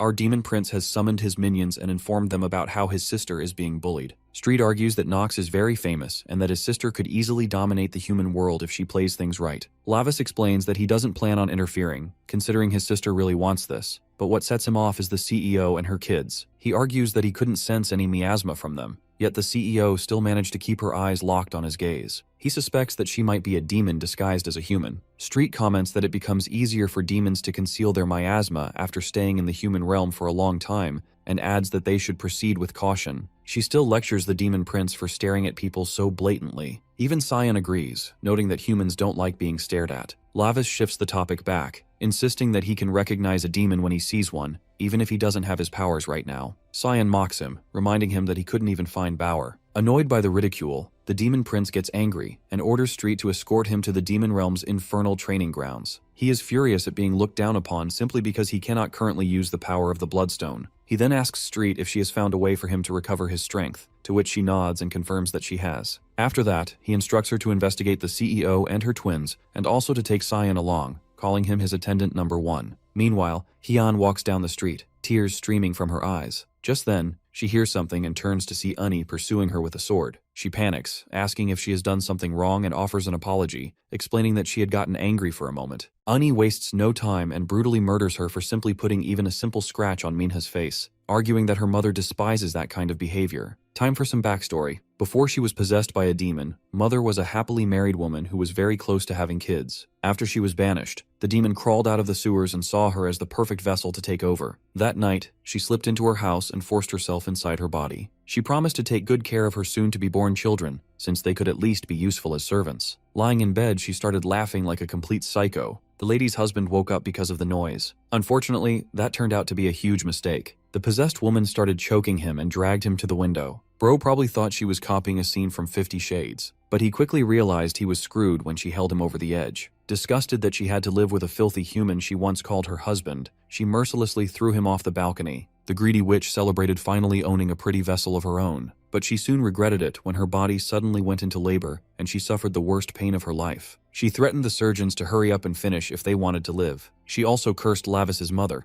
the one who had sentenced her to the human realm. After the delivery, the surgeons were horrified to see the twins staring back at them with crimson eyes. Back at home, the witch grew annoyed with her ugly body that refused to lose weight no matter what she did. When her kids called out to her, she kicked them aside and ordered them to be useful after sucking up her mana for so long. She commanded them to protect her until she could secure a new vessel worthy of herself. That was how she raised the twins with absolute obedience. Her friends were shocked that she started going through multiple guys in a single day after losing her husband. She completely neglected the children, and instead spent her nights at clubs, searching for anyone connected to the movie industry. That way, she could find a beautiful vessel to possess, and eventually gain enough power to take revenge on the Demon Queen one day. The scene then transitions to her giving an interview about one of her talents who was recently murdered. The detective presses her with several heavy-hitting questions that she clearly cannot answer. Suddenly, she starts gagging. Her son quickly steps in and tells the detective to ask questions another day, suggesting that she is simply grieving for the girl like her own daughter. His sister suggests they should interview the other actors instead. The detective agrees and asks his partner to question the others, but she senses something is definitely off. As soon as they walk out of the room, Mother spills her guts out and completely loses it, ranting that the detectives are all up in her business, even though she is paying a crap ton of money for her superiors to cover everything up. Her son tries to comfort her. She is furious that her vessel could break down at any moment, and that dumb girl dared to hurt her new one. The boy calms her down and assures her he will prepare her new vessel for the transfer, so she does not need to worry. Later in front of the crew, Suya talks to the girls and says there is probably some creepy stalker out there stabbing young girls like Hyan. Because it is unsafe for the other girls too, he suggests they live in the building from the next day. Mina asks if that is really necessary. He replies that it was going to happen sooner or later. Idols living in the training building is quite normal in the industry. Mina is sad to hear that, because that means she will not be able to see her mother and Minho. With a killer stare deadlier than Mikasa, his sister calls Minha greedy and starts mumbling something. Suya immediately tries to chill the crazy witch down. He reminds her of the consequences if she damages Mother's vessel. He plays her malice off, saying she was so close to Hyan, so her death made her very sad. He tells the girls their parents will be informed, so they should pack all their stuff the next day. Mina feels worried about leaving her mom alone, especially since Minho has been acting strange. Meanwhile at the gym, our boy is pumping iron with his buddy. He notices lifting weights improves his control over demonic energy. He can take down possessed humans with his current strength, but he needs to get stronger if he wants to fight real demons. Annoyed, he curses Banbei for not telling him how to use the Bloodstone. In the letter Banbei wrote to him, the guy mentioned that he modified the Bloodstone to return his power instead of sealing it. However, his true power will awaken only when the stone is broken. That means he basically has to get his face bashed in to reach full potential. Besides that, he also gifted his best friend a demon child who would prove useful. He hoped Lavis would have a great time reading the letter, but our boy simply ripped the letter apart before he even gave it a read. Back at the gym, he really hopes Banbei did not write the method to use the stone's power in that letter. Just then, Street comes rushing to him because she caught wind of terrible news. She informs him that the lady and her twins he asked her to look into are bad news. Apparently, she is the demoness named Mara. Mara, the Witch of Greed, is one of the infamous 12 demon thrones who was banished to the human realm by the queen. Grinning wide, our boy thinks that is terrific news because he finally knows where she was hiding all along. The scene shifts to Queen Aeneas as she bestows blessings upon a pregnant lady demon. The gathered crowd sings praises while a goth demon lurking in the corner shoots her a hateful look. From the shadows, she starts muttering nonsense about the queen while one attendant desperately sucks up to her, calling her as beautiful as Queen Aeneas. Chomping on a fat, juicy worm, the goth demon smiles and promises to bless the attendant by ensuring her future child dies in unbearable agony. The flattery dies instantly, and the attendant shuts up. Mara continues muttering to herself, vowing that she will take her revenge someday. Coming back to our boy, Street asks if Mara was jealous of his mother. Minho confirms that the wannabe goth hag has always acted like that, but no one ever paid her any attention. The Witch of Greed was caught stealing from the magic fountain the moment she rose to power and fled straight to the human realm. Cyan wonders why the demon chose Minha out of everyone here and questions whether she knows our demon prince's real identity. Our boy figures she probably never noticed, but even so, he admits he is far too weak right now to stop her or even deal with her offspring. Street suddenly gets fired up and suggests they focus on unlocking the Bloodstone's ability as fast as possible by hunting demons. Meanwhile, Minha is out shopping with her mother, who still looks uneasy about her daughter's decision. Minha reassures her that the murderer will be caught soon. Her mother still looks unconvinced and reminds her that Minha once wanted to become a vet. While staring at bags of dog food, she realizes that the dream will likely never come true. Now, she just wants to save her family from her monster of a stepfather as soon as possible. Putting on a bright smile, she tells her mother that dreams can change and promises she will become famous and rich in no time. Her mother mentions that they will not be able to talk as much since she will be living in a dorm, but Minha brushes it off. The woman suddenly grows quiet and apologizes for marrying such a trash man. Her daughter reassures her that she only did it to protect them. She reminds her mother how sweet the stepfather seemed before the marriage and how all of them were played like idiots. Minha tells her to hang in there and promises that she will work harder than ever. The scene shifts to our group standing inside an amusement park. Staring at a roller coaster, Minho wonders what makes people scream like that. Moments later, he is hunched over and puking his guts out after the ride, but tries to play it off that it wasn't a big deal. He swears to himself that he will never ride that thing again. Standing before a haunted house, he wonders if this is really the place. Street confirms it and launches into a Wikipedia-style explanation that this demon was imprisoned in the human realm long ago. When asked for the name, she reveals it is Scrum, a demon that feeds on screams to grow stronger. It converts sound waves into magic and infuses them directly into its body. The shapeshifter girl explains that the best way to lure it out is to use someone who screams really pretty. The demon prince slowly turns his gaze towards Cyan, who immediately denies that he screams at all. Tired of his yapping, Minho grabs him and drags him inside while Street wishes them luck. Inside the haunted house, Minho is unimpressed by the decorations, while Cyan looks like he is about to pass out. He says he feels a strange presence nearby. Minho reminds him that they came to catch that weird something and tells him to stop making a scene. When a prop suddenly drops in front of them, both of them let out embarrassingly high-pitched noises. Cyan tries to call him out for it, but Minho instantly shuts him down and doubles down,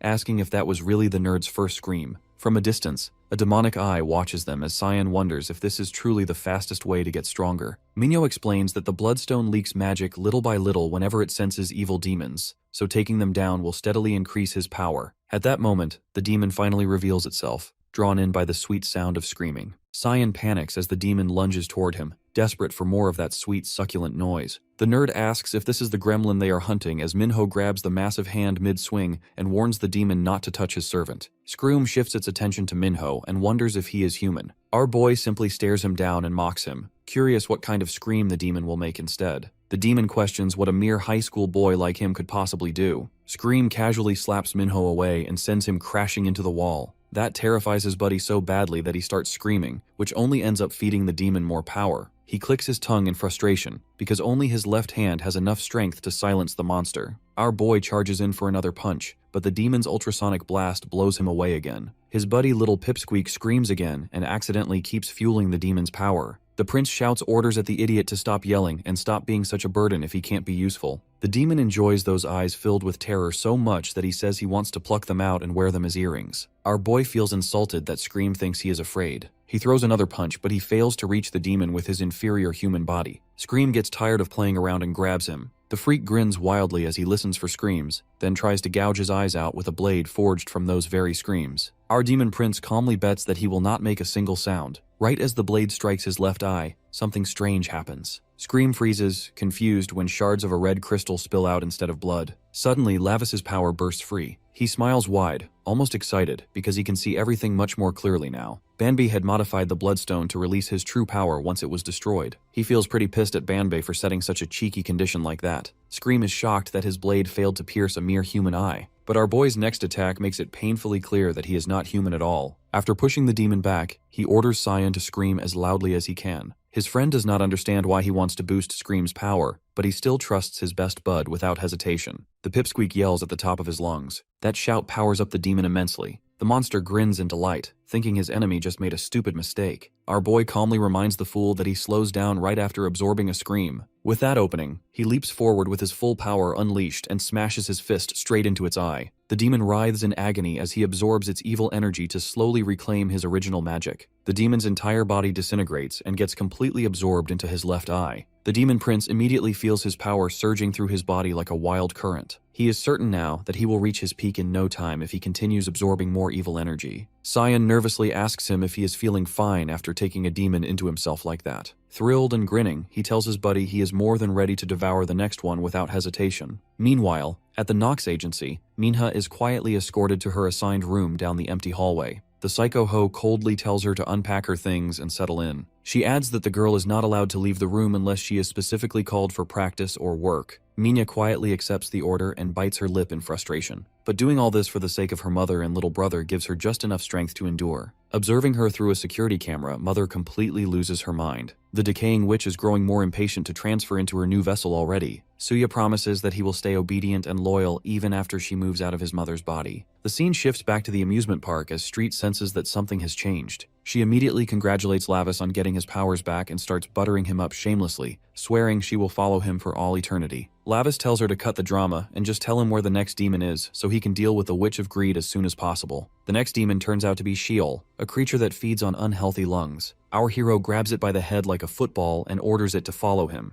The demon barely lasts a minute before being absorbed, though Lavis instantly regrets it due to the disgusting stench left behind. Not wasting time, he hunts down another demon named Asura, who feeds on drunk humans. This one smells just as awful, but he has no choice and absorbs it anyway. Meanwhile, Cyan wonders out loud why demons even feed on humans. Minho explains that once demons cross into the human world, they lose most of their powers and must feed in order to survive. That revelation makes the nerd tremble like he is on drugs, as he realizes that all those ghost stories might not have been fiction after all. On the other hand, the demon prince decides he now has enough power and chooses to test it. A sudden flash of light startles Cyan as Lavis materializes his own scream sword out of thin air, though it is still incomplete. The nerd then asks if it is really okay to send Street out by herself, but Lavis reassures him that she is so weak that most demons will barely even notice her. The scene shifts to Street in her bat form. Out of nowhere, she suddenly complains that she is starving, only to notice something unusual. She swoops down and snatches a maggot crawling along the ground, but quickly senses that something is off. Street realizes that the bug is infused with Mara's magic and immediately rushes off to report back to Lavis. Meanwhile, a car quietly exits an underground parking garage and disappears into the night. Suya grips the unconscious Minha and proudly tells his mother that he knocked her out. Now looking like a homeless drug addict, the mother urges her children to hurry. Suya looks more excited than ever, while the girl shows no sign of waking up. Back to the demon prince. Street yells incoherently at him while still holding the bug in her mouth. Switching back to her human form, she presents the parasite and tells him to take a look. She explains that the bug belongs to Mara, and that the witch is currently hiding in a human body. Minho realizes that if parasites are escaping her body, it means she is desperate to find a new host. It makes sense, considering the Witch of Greed's obsession with youth and beauty. The thought irritates him, and he mutters that Mara should act her age, especially since she is older than his mother. Intrigued, Cyan asks how old his mother actually is, and Minho replies that she is over 6,000 years old. Completely flabbergasted, Cyan asks how old Minho himself is, which sends him into deep thought. He recalls a memory of his uncle taking him to the human realm when he was still a child. Back then, humans were constructing a massive structure, which his uncle assumed was being built for him. Lord Barkin mocked our prince, claiming that a weak demon like him could never achieve such status. Ranby then politely corrected Lord Barkin, explaining that the structure was actually meant for the celestial being, Ra. This enraged Lord Barkin, who demanded to know why humans were building a temple for someone he had already beaten. Declaring himself the victor, he claimed that the building belonged to him instead. Returning to the present, Cyan grows even more shocked and states that the pyramids were built roughly 4,000 years ago. Street snaps them back to reality and asks what they should do next to save Minha. Lavis sinks into thought, considering the terrifying possibility that Mara may attempt to take over his sister's body. The scene shifts to the demon family arriving at an abandoned building. Now resembling a withered old hag, Mara mutters that the sky was empty when she was born. She limps toward the structure and states that this is the correct location, a fissure between the three realms. After climbing the stairs, they enter an open area and the three freeze at the sight. Standing among neatly arranged flower-infested corpses, Bauer stares at the intruders and demands to know who they are. Mara calmly reveals her identity and declares that she has already claimed this fissure, leaving him utterly stunned. The guy immediately recognizes her as a former member of the 12 Demon Thrones. However, her magic is primitive at best in her current weakened form. He yells at the twins to stay away from his flowers and get out of his territory immediately. The witch admits she is too weak to even walk properly right now, but she lets him know that her children are more than powerful enough to compensate for that. He is mildly surprised to see that she turned the humans into demon hybrids. He thinks she is pathetic for depending entirely on her kids. Mara laughs and says they are merely doing their duty. She orders the druggie to wrap up his ugly garden and leave at once. That insult to his precious garden ticks him off badly, so he tries to attack her without warning. But Suya kicks the failure away to put him firmly in his place. The demoness flashes a vile, satisfied grin. She force-fed her kids water from the demon soul spring, which is found in the deepest depths of the demon realm. It is the place where all magic originally comes from. The Demon King took it over, so no one else could steal its power. Mara fed all of it to the twins as an investment so they could protect her until she finds out where Serkyle is hiding. The scene transitions quietly to the forest outside. Our demon prince and his best bud follow Street as she tracks down the witch's exact location. They reach an abandoned building still under construction. Cyan thinks they are in the wrong place, but she claims there is absolutely no doubt she is in there. When Cyan asks him to save his sister no matter what happens, he tells the guy they are storming in together. His friend insists he is just dead weight in a fight against demons. But our boy coldly says even he can still be useful as a meat shield. Street wishes him luck for the fight too, but he orders her to accompany him so they can match the enemy in numbers. At this moment, she realizes she swore loyalty to the wrong master. Inside the building, Mara prepares the magic circle and lays her new vessel carefully on it. She makes it clear to Bauer that he needs her to survive in the human realm. Her creepy son asks her to give the clown to him as a toy for running errands. The clown gladly agrees after he was beaten up badly and finally learned his place. Just then, all of them turn their heads in shock at the sudden presence. Our boy casually walks into the room full of mangled bodies with his two sidekicks right behind him. He is surprised to see this is where Youngmu disappeared to after he dismantled his gang earlier. He reminds Sion that he would also suffer the same fate if he were not saved by him back then. Listening to them talk about his subordinates like that, Bauer is furious when he sees the punk who destroyed his entire operation overnight. Suya confirms his assumption that Minha's brother is not human at all, and he asks Mother who exactly he is. Street proudly introduces her master as the Prince of Hell, who exterminated Bauer's entire family without mercy. Mara blows a fuse when she hears he is the son of her sworn enemy. Bauer also loses his mind after learning that he is the executioner who slaughtered his family right in front of his eyes. He realizes this is the perfect chance for revenge at last.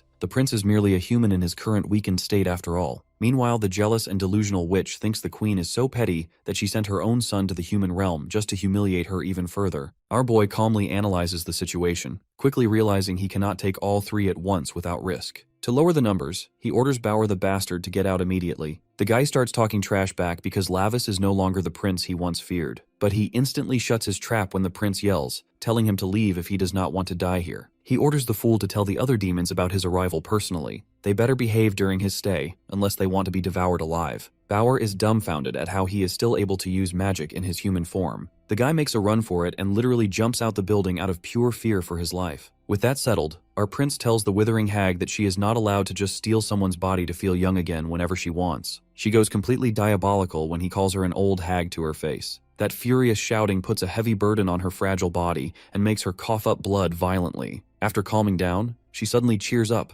wondering how the queen will react when her children kill the queen's only son. The demon prince is also dying to see her reaction when her precious kids are murdered by the son of the woman she envied her entire life. Fuming from his mocking tone, Mara asks her children which one of them will bring her his filthy tongue as a trophy. Suya tells his sister to buzz off as he swings his spike ball around and hurls it straight at our boy. Lavis dodges cleanly and shoves Street out of the way. Uni closes the distance in an instant, and our demon prince barely manages to parry her blade. She snaps at her twin to stay out of this fight, making Suya complain that he was just about to accidentally land a hit on her. She orders her brother to watch her back as she continues her assault, chaining attacks one after another. While blocking her strikes, Lavis realizes they have absolutely no teamwork and decides to exploit that weakness. He taunts them, saying they will end up killing each other before ever reaching him. This enrages Suya, who starts yelling at his sister for nearly taking his head off. Lavis quickly figures out that the girl is cautious while the boy is full of himself, making them easy to destabilize. After their attacks are blocked again and again, the twins grow increasingly frustrated, and Lavis finally draws first blood by slicing into Uni. Even then, he remains mostly defensive, noting to himself that despite being hybrids, the two are absurdly strong and wondering what Mara did to turn them into this. Spotting an opening, Suya launches his spike ball once more, managing to graze Lavis across the gut. Uni immediately follows up, declaring she will take his head for sure as she rushes in again. She lands several cuts across his body, but quickly realizes he is deliberately dodging to protect his vital spots. Suya charges in again, warning Lavis not to die before he gets his turn to finish him. Our demon prince sidesteps, only to be forced down to one knee as he blocks a lethal strike from Uni. She keeps screaming for him to die while pressing her blades down, but Lavis slips out at the last second and retreats several steps back. Realizing he cannot handle both of them head-on, he decides to provoke them further. Lavis shouts at Suya that his older sister is incredibly strong. That instantly sets the purple-haired brat off, who screams that he was born first. Consumed by rage, the brat starts swinging his weapon like a madman and charges straight at him. The twins keep pushing him back while Uni yells at her brother for getting too close. He ignores her, shouting that he will be the one who gets to finish off Lavis. Watching this, our boy feels satisfied, seeing that Suya is now fighting purely out of anger. The moment the brat steps into his striking distance, he finally makes his move. Meanwhile, Street is locked in combat with Mara, hurling insults at the witch for turning into a greedy old hag. This enrages the witch, who increases the intensity of her attacks and manages to land a hit. Street tanks the blow, realizing that now is the moment for Sion to act. The nerd sprints toward Minha, who is surrounded by a barrier made of demonic energy. He presses his hands against the barrier and immediately screams in pain. The demonic barrier both burns and freezes him at the same time, but he refuses to give up and keeps pushing forward. Sion yells at Minha to wake up, but there is no response. Street continues trading blows with Mara, doing everything she can to keep the witch's attention away from him. Suddenly, the demonic energy explodes outward, sending Sion flying back. He stares at his badly damaged hands, clutching them in pain as the thought hits him that he is still just a powerless human. Just then, an image of the two siblings flashes through his mind, which makes him all fired up. He shouts that he will save Minha no matter what and slams his fist into the barrier with everything he has. At the same time, Mara lands a heavy blow on Street, which makes her scream in pain. The old hag taunts and tells the girl that playtime is over. Clutching her injured shoulder, Street wonders if this is the true power of someone who sits among the 12 dark thrones. Mara fires 2 projectiles, mocking Street for thinking she would be weak just because she was using a rotting body. The shards pierce Street's shoulders, pinning her to the wall. The witch tells her to stay put and watch what happens to the twig, desperately trying to break the barrier. Street panics and screams at Sion to get away, but the green-haired boy realizes it too late as a sudden spray of blood bursts into the air.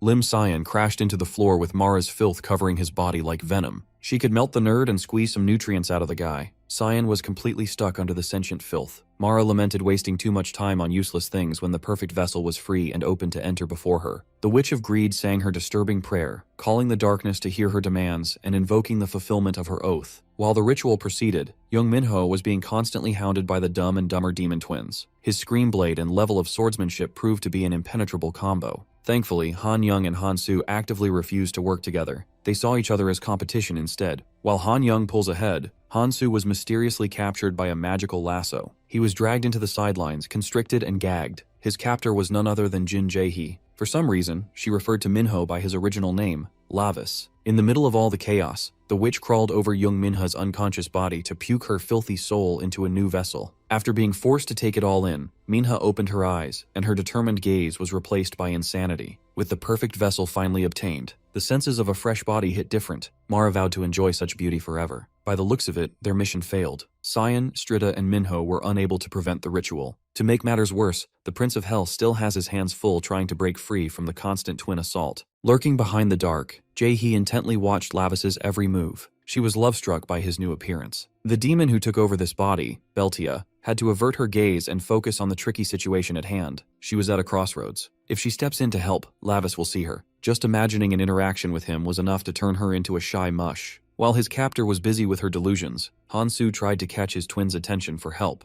Han Young sharply picked up on her twin's plight, but she's busy trying to contain Minho's onslaught. She could only curse that idiotic brother of hers while defending. Mara also took notice of her son's condition, and easily freed him from the restrictions. Hansu told his mother what happened. There's a rat in their midst. Aside from that annoying complication, Mara can't complain. The takeover was a massive success. When all hope was lost, Strida asserted that there was still a chance to turn this around since Miss Minha's body hadn't completely disappeared yet. They're in the middle of a moonless night. a night when the boundary between human and demon realms blurs. Until morning comes, Mara's ritual cannot be completed in full. Minha's soul is still inside that body. Hearing this revelation, Minha suddenly reverted to her usual self and begged her brother for help. Minho almost fell for the trick. Mara was just messing with his head. She loves using her acting skills for evil, but the Lord of Blood does not appreciate being mocked. The night is dragging along, so the witch commanded her children to kill everyone so they could wrap up. Untied and free to go crazy, Hansu charged in with his old ball and chain, still pissed off about his earlier fumble. More than the physical toll, the Lord's pride was more hurt due to being so weak and struggling against a couple of hybrids. In addition, the witch doesn't even acknowledge his presence. She was freely roaming the room. After the takeover, she is starving, and there are two scrumptious meals lined up before her. One is human, the other is a demonic beast. Before she could take her pick, a curious spherical gadget rolled down her feet. The gadget opened like a Pokeball, revealing a little Lavis figure, and released a cloud of thick red gas into the air. Instinctively, Mara recoiled away from the mysterious red fog. Minho, on the other hand, recognized the gadget. The witch backed off a little, giving Beltia the opening to jump in and free Strit from the painful skewers. After getting rid of the massive thorns, she granted Strit a new upgrade, some mechanical claws. She recognized her savior by Jinjahee's face, but this woman's actions were baffling. Immediately, Beltia hopped in Sion's direction and got rid of the sentient filth holding him down. She gave the nerd a gun and told him to help Big Bro Minho. Strita was puzzled. They were just given modified weapons straight out of the demon realm. Sion was even more confused. One second, he was wriggling on the ground. The next, he was standing with a gun in his hand. The gun shocked his body in an unnatural way. His head felt strange, and his heart pounded like crazy. He grew dizzy and had a hard time breathing. Mara was caught off guard and was equally stumped. Strit took advantage of the mess and closed the distance between her and the witch. Even at melee range, Mara mocked her for slipping on a toy in her hands while no one was looking. Mara's arrogance caused her to slip up and lose a hand. Those claws weren't toys after all. But if the problem was simple weaponry, the witch could simply devour the whole thing. Her severed hand sprouted filth tentacles that were impossible to cut through. It's apparent that Mara is starting to adapt to Minha's body. Dragging this any longer will worsen the odds of rescuing the poor girl's soul. The witch wanted nothing more than to get a taste of fresh demonic beast meat. Luckily, Strita spotted the umbilical cord connecting Minha's body to Mara's dragon core. Since Minha is just an ordinary human, she can't possibly accept all of Mara at once. To defeat the biggest threat in the room, the magic circle must be busted wide open, and the umbilical cord must be severed. After being forced to tank a mysterious awakening,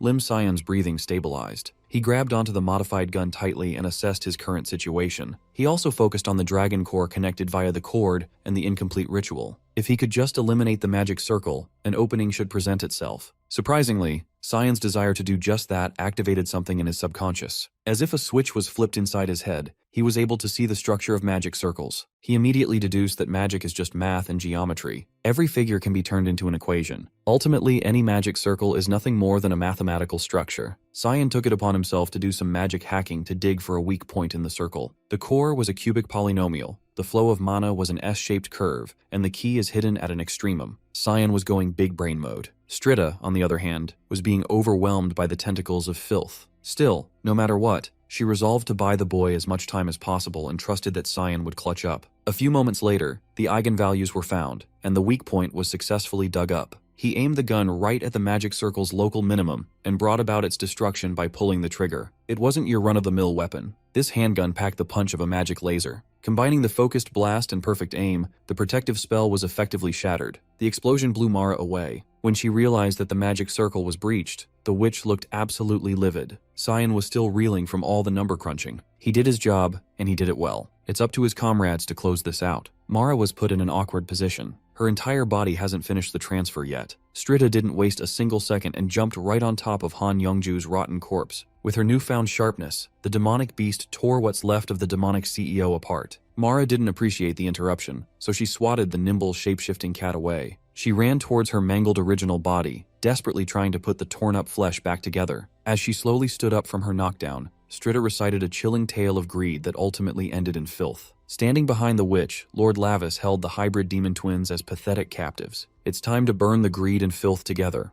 Hansu apologized to his mom, citing the red fog from earlier as the reason for their defeat. That red stuff in the air was a catalyst for change, courtesy of Beltia. She actually extracted that substance directly from the Lord of Blood's soulless physical body bound in the demon realm. Initially, she planned to keep it forever for personal use. She had a giant syringe full of that shit. Then she heard about the special bloodstone embedded in her love's new body. She easily deduced that feeding Lavis some of his original blood should enable a quick recovery of some innate power. This is Beltia's gift. She just wanted to see Big Bro run wild like before. Speaking of the literal devil, Minho is starting to move like the OG Lavis Vindica without the nerfs. Mara cursed her children for failing to handle one guy. Their mother's words hurt worse than being strangled. It was also the most effective motivation to wind them up. Hansu and Han Young broke free of the Lord's grip and resumed their murderous attempts. Su's ball and chain danced aggressively, and Young's dual blades slashed mercilessly. The best of their efforts was futile in the face of true power. Mara questioned why the prince of the demon realm would risk his life for a mere human. The girl's not even his real sister. It doesn't make sense. His reasoning was simple. He's going through all this trouble because of Minha's cake. His sister's cake was simply too delicious to let go. The cake Minha fed him did not taste as though it belonged to the human realm.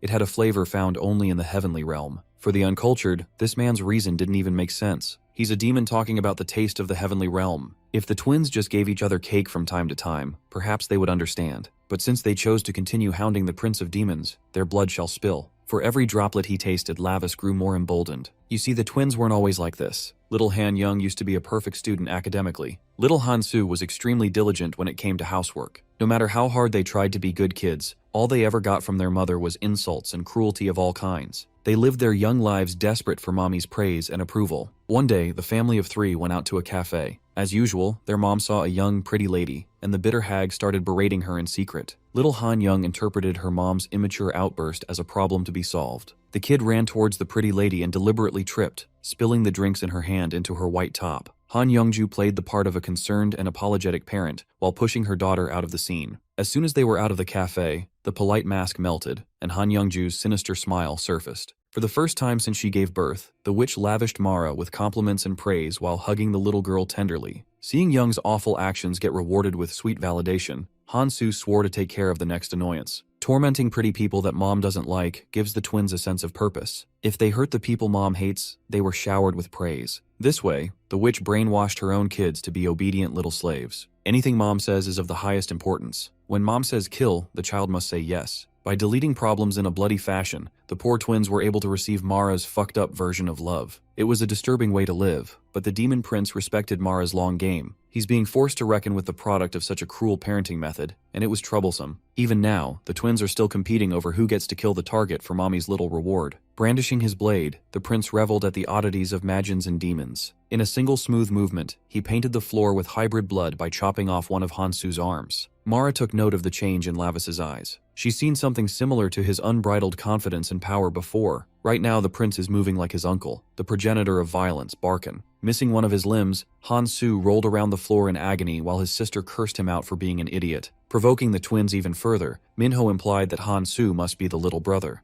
Han Su blamed his sister for screwing up and costing him an arm. While the twins bickered in the middle of an active war zone, the man on the other corner loaded up an attack. If these two just continued their infighting, the prince would have an easier time. Surprisingly, Han Young forcefully grabbed her bleeding brother from the floor and used him as a meat shield to dampen Minho's assault. Hansu's injuries worsened to a fatal degree, bringing him down to his knees. Blood stained his body, and pain reverberated in every inch. As Hansu slowly succumbed to his wounds, he uttered one word: Mom. The mom he spent his last bit of energy calling was standing on the sidelines and berating him for being so useless. She commanded her remaining child to forget about the useless brother and focus on the enemy ahead. Han Young obeyed without question, while Han Su's fear of being abandoned turned to reality. The witch continued being a nuisance with her tentacles of filth. But without the interference of the twins, carving a path towards the witch had become a lot easier. Mara is almost done with her takeover. If Minho wastes any more time, he could kiss Minha and her cake goodbye. The prince doesn't know the current limits of his body yet. To be as quick as possible, he's going to take some gnarly risks. He pulled out of Mara's way and dragged Han Young with him. Minho caught her by the waist and locked her down with force. The Lord of Blood showed his true colors and vigorously pulled Han Young's head up to expose her bleeding neck. As hungry as a beast, he bit into that juicy artery and sucked the hybrid blood like sweet nectar. He continued sucking spiritedly while maintaining eye contact with his victim's mom. Even the witch with bug organs was weirded out. After getting his fill, Minho dropped the husk of his victim like garbage.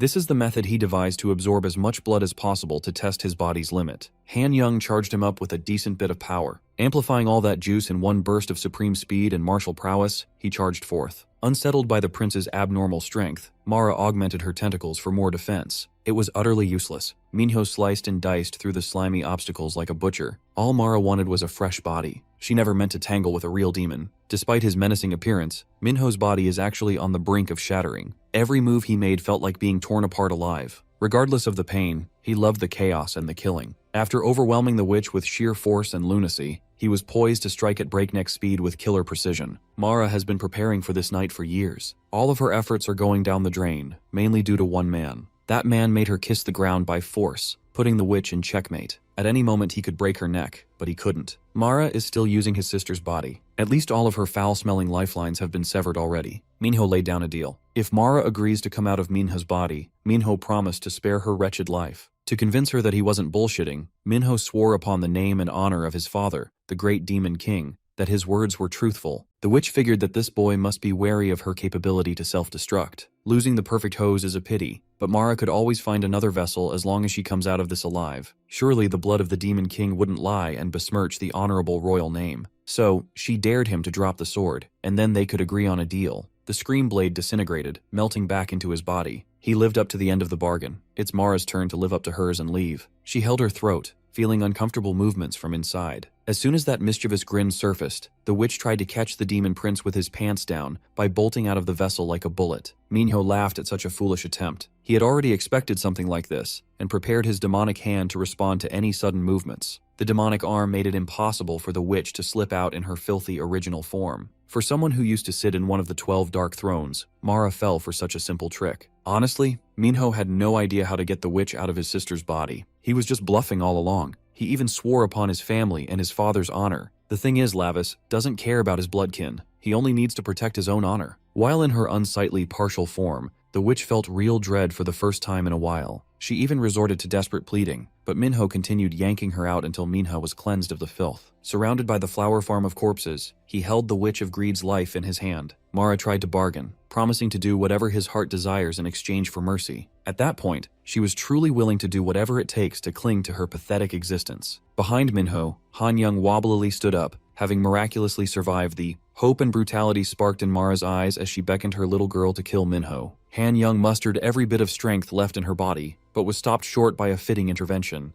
Hansu slipped back to life for a few more seconds to get up and take his twin to hell with him. He'd rather have a draw than let her take all the credit again. He will only feel okay dying if Han Young follows suit. Ultimately, the twins were born together. They lived life together, suffered together, and died together. Witnessing the consequences of being a bad mother had Mara cursing her head off in rage. Minho was appalled by this dysfunctional demon family. With her last card out of play, Mara continued her begging strategy, swearing to never touch young Minha ever again. She even swore that Lavis's mom was like a sister to her once. If he doesn't believe it, he could ask his mom, Aeneas, to verify. She swore that the demon queen used to follow her around while calling her big sister. Strita listened to her pathetic speech and was disgusted by her selfishness. Her twins just died, and she's trying to talk herself out of an execution. She's the mother of the year. Tired of her constant yapping, Minho resummoned and swung the screen blade in fluid motion, deleting the Witch of Greed from existence. She was and always will be ashamed to the reputation of the 12 Dark Thrones. Of all people, she never would have thought that Aeneas's child would be the end of her, in such a humiliating fashion no less. Until the last moment, she refused to be deleted, stubbornly holding on for dear life in such a disgusting form. So the Lord of Blood stomped her face out until it turned to filthy mush under his shoes. After liquefying a former big boss in the demon realm, Minho received an ample amount of demonic energy straight into his special bloodstone. Once he was able to get a grasp of his harvest, the prince was pleasantly delighted. He sighed in relief. The witch is dead and the problem was thoroughly dealt with. As expected of someone at Mara's level, the power he gained from one kill was overwhelming. Unfortunately, demons in this realm cannot help but expose such a vulgar and filthy stench that the prince cannot tolerate. Looking at the dead twins, Strit couldn't help but feel awful for them. If Mara hadn't crossed over to the human realm,